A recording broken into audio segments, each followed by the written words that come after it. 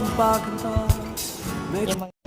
अस्सलाम वालेकुम friends, welcome back to my channel Hyderabadi mom.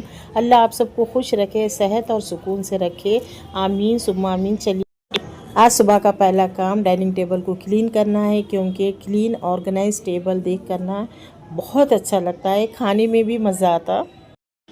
अभी मैं ये ब्राउन कलर का टेबल कवर निकाली हूँ। पहले वाला ना एकदम ट्रांसपेरेंट था और वो भी ब्लैक कलर का था, तो वो काफ़ी टाइम से था, तो मैं सोची कि अब मैं उसको क्लीन करके साइड में रखूँगी। डाइनिंग टेबल को भी अच्छे से मैंने क्लीन किया है। घर को खूबसूरत बनाने के लिए बहुत कुछ करने की ज़रूरत नहीं पड़ती, छोटी छोटी सफाई और सेटिंग से भी पूरा लुक चेंज हो जाता है। पहले टेबल पे ये ब्लैक कलर का ट्रांसपेरेंट था, इसको मैंने अच्छे से क्लीन किया अच्छे से। फिर डाइनिंग टेबल को भी मैंने अच्छे से वाइप करके फिर वहाँ का सामान इधर उधर साइड में रखी हूँ।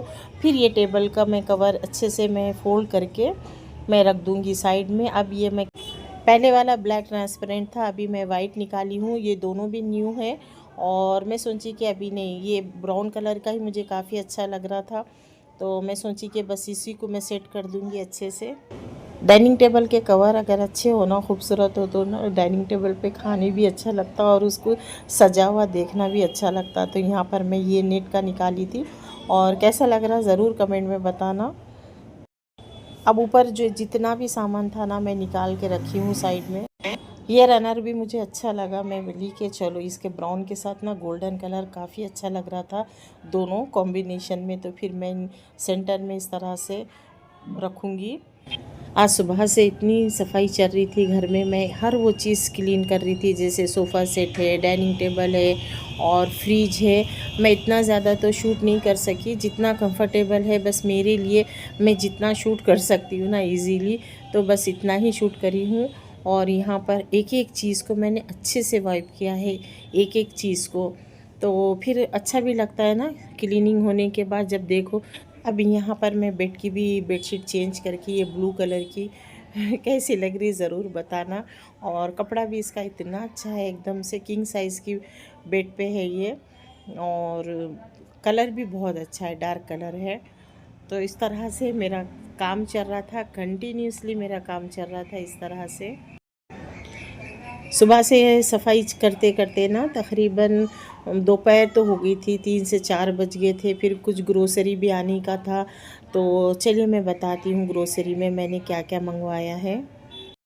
बाज़ार का आटा, खुला आटा और पैकेट वाला आटा जो आता ना, वो बिल्कुल भी अवॉइड करिए, उसमें बहुत ज़्यादा मिलावट रहती, इतनी मिक्सिंग करके देते, वो सेहत के लिए अच्छी भी नहीं रहती। कोशिश ये करना चाहिए हमारे खाने वाली जो बेसिक चीज़ें हैं ना, वो अच्छे हों और बग़ैर मिलावट के। तो गिरनी से यहाँ पर मैं आटा, ज्वार का आटा और बेसन, ये तीनों भी गिरनी के हैं, और ये हम लोग गिरनी से ही मंगाते हैं। और पैकेट वाले तो इस्तेमाल नहीं करते, कभी नहीं किए हम लोग पैकेट वाले आटा। तो यहाँ पर बेसन भी आ गया था, ज्वार का आटा और गेहूं का आटा जो डेली यूज़ होता। मेहंदी तो मेरे लिए कंपलसरी है, मेरे पास मेहंदी के कोन एक्स्ट्रा में रखे हुए रहते, और बीच में ऐसा हुआ कि मुझे मेहंदी लगाना ही नहीं हुआ, और मुझे ना कुछ अजीब सा लगता है, एक आदत सी है मेहंदी लगाने की। तो इस तरह से पूरी ग्रोसरी आ गई थी, जैसे आटा है, ज्वार है और बेसन है, ये पूरे गिरनी के हैं। और थोड़ी सी इधर भी मैं क्लीन कर रही हूँ, कुछ चीज़ें थे छोटे छोटे, वो भी सारे वाइप करके अब मैं अच्छे से सेट कर दूँगी। ये चीज़ें रहती ना ये वीक में, और बस इस तरह से अगर वीक में करें ना, तो फिर घर कमरों में भी हर चीज़ ना क्लीन एकदम ऑर्गेनाइज रहती है।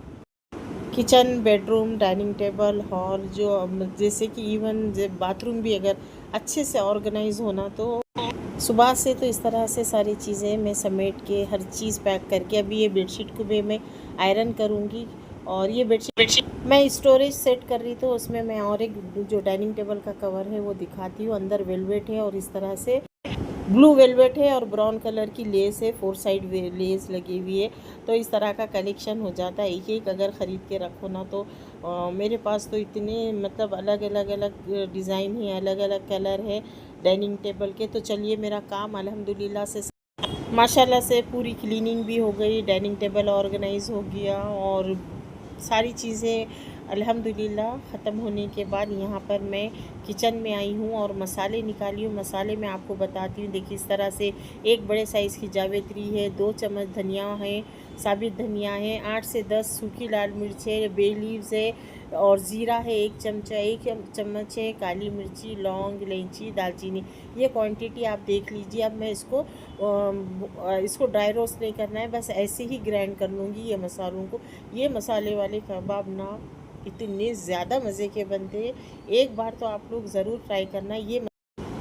ये मसाले लगाकर चाहे तो आप कबाब बना सकते या सीख कबाब बना सकते, बहुत मज़े के बनते।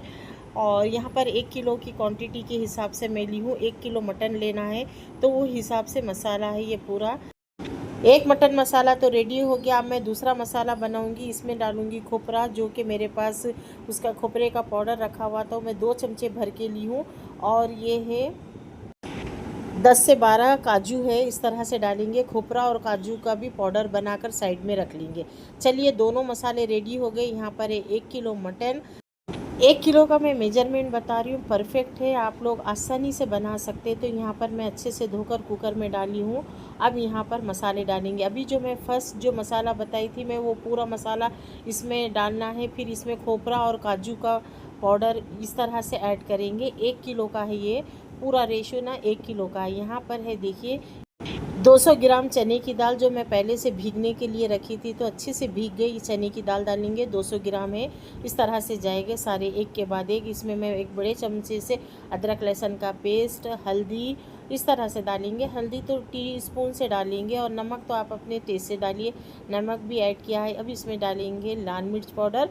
अब लाल मिर्च पाउडर यहाँ पर देख के डालना है, क्योंकि हम ड्राई रोस्ट जो रेड चिल्ली है ना, वो भी ऐड की है, सूखी लाल मिर्च, तो इस तरह से डालेंगे। और 2 मीडियम साइज़ की प्याज इस तरह से इसमें ऐड करेंगे। अब ऐड करने के बाद इसको नीचे ऊपर करते हुए अच्छे से मिक्स करेंगे। और पानी भी ना इतना ज़्यादा भर के नहीं डाल देना है। और ये मैं बड़े गिलास से ना 2 गिलास डाली हूँ, गोश्त और चने की दाल गलने के लिए और प्याज भी गलने के लिए। यहाँ पर हरा धनिया, पुदीना ऐड करेंगे। ऐड करके इसे अच्छे से मिला के ना अब इसको प्रेशर कुक करेंगे। तो इस तरह का परफेक्ट मेजरमेंट है 1 किलो मटन का, गोश्त का, जो भी आप जिससे भी बनाएं या चिकन के बनाएं। अब यहाँ पर हाई फ्लेम पर प्रेशर कुक करेंगे। यहाँ पर 5 से 6 सीटी आने तक इसे रखेंगे हाई फ्लेम पर। और साथ ही में और एक सालन बन रहा था, तो मेरे काम ऐसे ही रहते, एक साथ में 3 से 4 काम करती हूँ।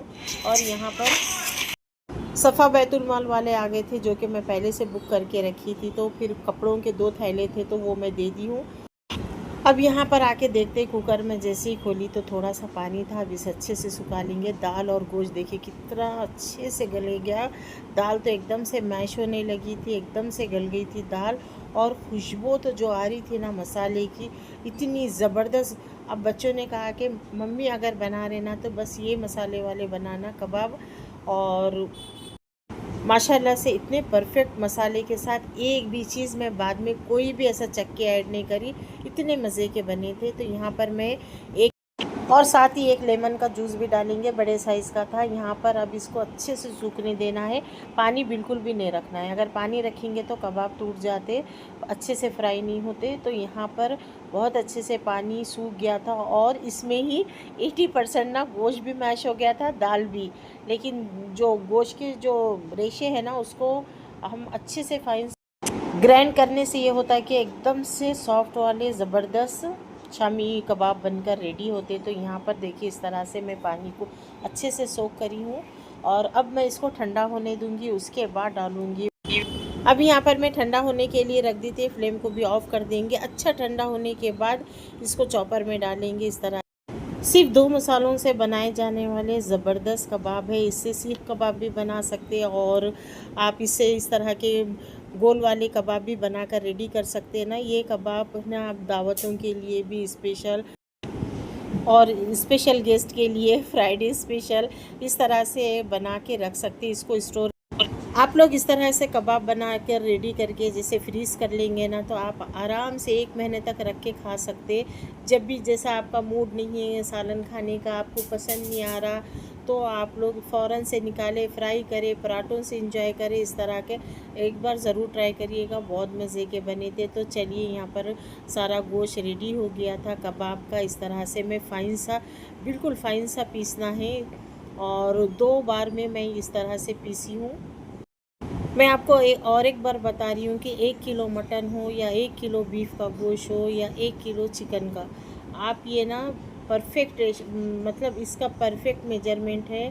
सारी जो इंग्रेडिएंट्स मैं इसमें डाली हूँ वो परफेक्ट तरीके से, जितने भी मैं बताई हूँ 1 किलो के हिसाब से आप कम या इसको ज़्यादा कर सकते हैं।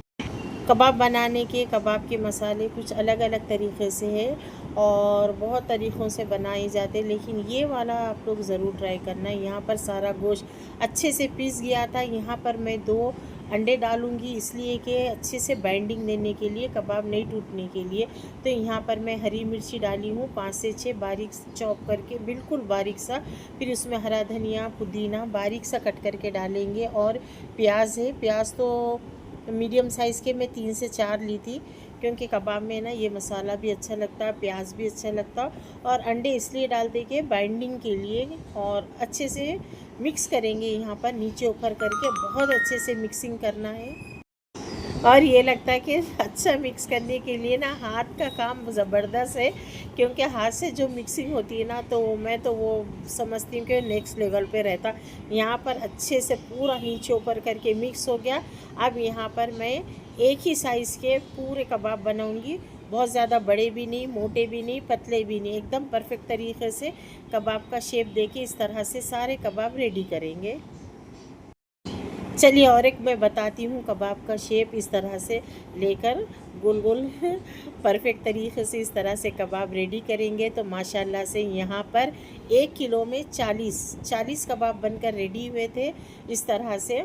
अब मैं यहाँ पर क्या करना है, स्टोर करने का भी मैं आपको तरीक़ा बताती हूँ। स्टोर करने के लिए ना सारे कबाब इसी तरह ना फ्रीज़र में रखेंगे आधे 1 घंटे के लिए। फिर उसके बाद जैसे ये फ्रीज़ होकर एकदम से कड़क हो जाएंगे तब निकालेंगे। तो ये अब यहाँ पर बटर पेपर है, मैं बटर पेपर का एक एक पीस अच्छे से नीचे बिछाऊंगी, और इस तरह से देखिए ये पूरे ठंडे ठंडे जो फ्रीज़र में से मैं निकाली हूँ, इस तरह से एक पे एक रखेंगे। अगर वैसे ही कच्चे रखेंगे ना तो कबाब पूरे टूट जाते हैं, चिपक जाते हैं। जब फ्राई करने निकालो तो फिर वो चिपके हुए रहते, फ्राई भी नहीं होते। तो इस तरह से इसका तरीक़ा होता है फ्रीज़ करने का। प्लेट में, कोई भी प्लेट में आप जमा लें, उसको फ्रीज़र में रख दें आधा 1 घंटे के लिए। जैसे ही वो अच्छे से सख्त होने लगे तब निकाल कर इस तरह से बटर पेपर रखते जाएंगे, उसके ऊपर कबाब जमाते जाएंगे। ये तरीक़ा होता। तो मैंने 3 लेयर में मैंने कंप्लीट किया है। देखिए बड़े से बॉक्स में इस तरह से नीचे भी मैं बटर पेपर रखकर, फिर 1 लेयर हुई, 2, ये तीसरी लेयर है। इस तरह से 40 कबाब बने थे। अब मुझे इतना आसान हो गया, मैं जब भी बनाऊँ ना सुबह नाश्ते में, जो भी दाल बनाएं, अगर मूंग की दाल, मसूर की दाल और माश की दाल या खट्टी दाल, अब जो भी क़ोरमा बनाओ, हर किसी के साथ ना ज़बरदस्त जाता। तो इस तरह से माशाल्लाह से स्टोर हो गया था। तो चलिए आप सबको ये रेसिपी कैसी लगी और कमेंट में ज़रूर बताइएगा। इंशाल्लाह मिलेंगे new vlog, new recipe, new journey के साथ। देखने सुनने के लिए थैंक्स फॉर वॉचिंग। अल्लाह हाफिज़।